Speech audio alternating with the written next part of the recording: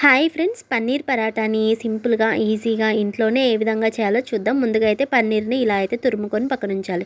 తర్వాత బౌల్లో కట్ చేసి పెట్టుకున్న ఆనియన్, పచ్చిమిర్చి, కొద్దిగా కరివేపాకు, కొత్తిమీర, ఉప్పు, పసుపు, కారము, ధనియాల పొడి, గరం మసాలా, కొద్దిగా నిమ్మరసం వేసి పన్నీర్ కూడా వేసి మొత్తం ఇలా కలుపుకొని పక్కన ఉంచుకోవాలి. తర్వాత గోధుమ పిండిని ఈ విధంగా చపాతీకి ఏ విధంగా ప్రిపేర్ చేసుకుంటామో ఆ విధంగా కలుపుకొని పక్కన ఉంచాలి.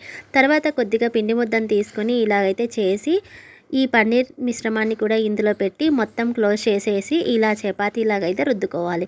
నెక్స్ట్ ఇంకో విధంగా చేయొచ్చు. ఫస్ట్ చపాతీని చేసి దానిపైన ఈ పన్నీర్ స్టఫింగ్ పెట్టి పైన ఇంకొక చపాతీతో కూడా క్లోజ్ చేయొచ్చు. ఇలా 2 రకాలుగా అయితే పన్నీర్ పరాటాన్ని ప్రిపేర్ చేయొచ్చు.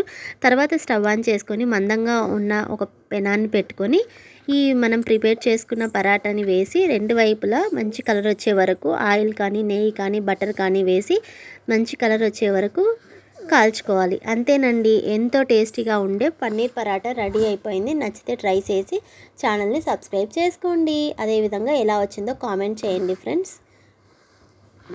చూడండి, లంచ్ బాక్స్లోకైనా అదేవిధంగా నైట్ డిన్నర్లోకైనా బ్రేక్ఫాస్ట్కైనా చాలా సింపుల్గా ప్రిపేర్ చేసుకోవచ్చు. Okay friends, thank you, bye bye.